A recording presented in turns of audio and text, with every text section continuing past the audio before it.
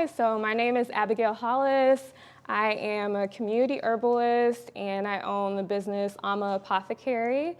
And so my website is www.amaapothecary.com, and you can find me on Instagram at Apothecary and Facebook as well. And we're going to do some Ask an Herbalist questions. How did you first get interested in herbal medicine? Yeah, so like a lot of people, I think I have a family who practiced in their own way herbal medicine, folk medicine. So it turns out that my great-grandmother on my mother's side was something of a medicine woman just for her family and like her local community. And she would always have tinctures on hand, and she would do different remedies for illnesses. And it kind of skipped a generation, but my mother always did similar things growing up, and she would grow plants and make loose leaf teas. And so that was kind of my introduction. And then I started studying it a little deeper when I was in grad school. I was just going through a lot, and I started getting introduced to the natural health world, and herbalism seemed like the way I was going to get through all the challenges that I was currently facing, and that's what brought me deeper into it and brought me to where I am now. Yeah. Do you have any advice on working the business side of herbalism?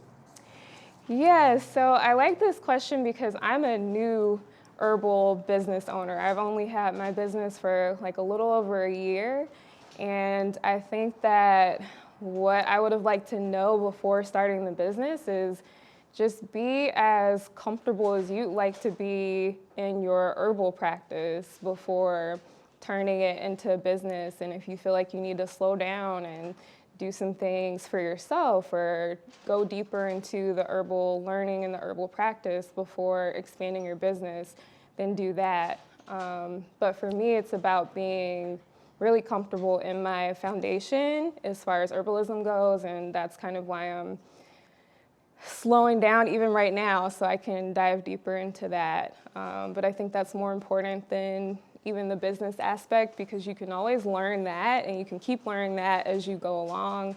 But I think being in a good place as an herbalist before going on to the business portion is a really good idea. Yeah, what is the first plant you remember having a relationship with as a kid? Yeah, so part of the herbal tradition that I've come up through is spiritual herbalism. And so really like some of the first plants that I had relationships with as a child, it wasn't even taking them medicinally, but it was just like being in community with these plants and being in that energy. And so in my backyard in Memphis, Tennessee, we had a huge honeysuckle bush, and it was just like my favorite plant. And we would take the little, like the sweet part in the center, we would peel that and take a little bit of that. But other than that, we weren't using it as teas or making extracts or anything like that. We were just kind of like hanging out with the plants, and it brought this sweetness to my youth. And I can still remember that energy just kind of infusing those years when I lived in Memphis. Yeah. Qualified as a herbalist.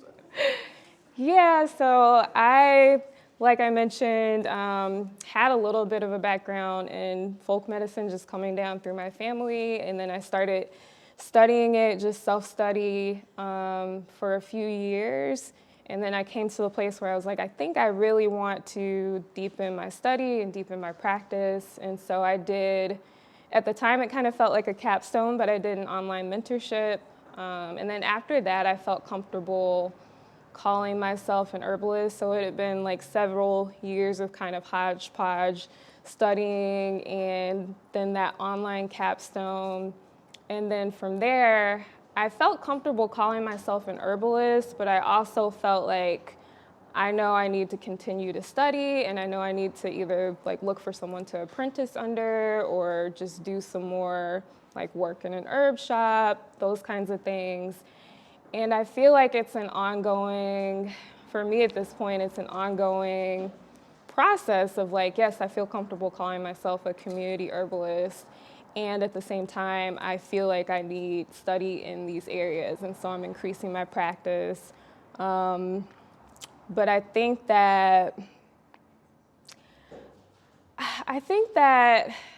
you can call yourself an herbalist at any point when you've really committed to the process. It's just like, what do you communicate to people as far as what do you do and who you are as an herbalist and what you do within your practice. And you're not going to claim to know everything or be a master herbalist or be a clinical herbalist if you haven't done the clinical training and practice, but you can be an herbalist at any step of the way. What is your favorite or some of your favorite resources for learning herbalism?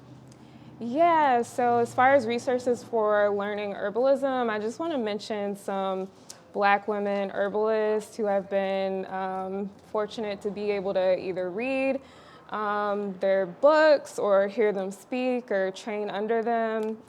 So Karen M. Rose wrote Spiritual Herbalism, and she published that recently. She's a master herbalist up in Brooklyn, and so I'm trained in her tradition. I trained under one of her students, Salima Harleston Lust, and so she has a YouTube channel and she has an Instagram. So her company is I Will a Remedy, and she publishes posts a lot of educational content surrounding herbalism.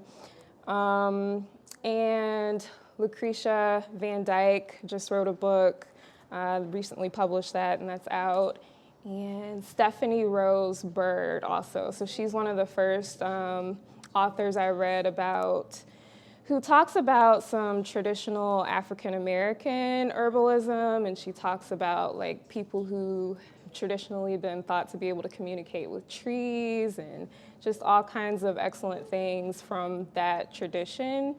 And also Michelle E. Lee, who wrote Work in the Roots. So I just wanted to really highlight some of those African American women authors because I think they're incredibly important. And so I also study traditional Western herbalism and some other things, but it's been really important for me to incorporate those teachings into my herbal practice as well. Yeah. Thank you so much for joining me. Again, my name is Abigail Hollis, and you can find me at amaapothecary.com.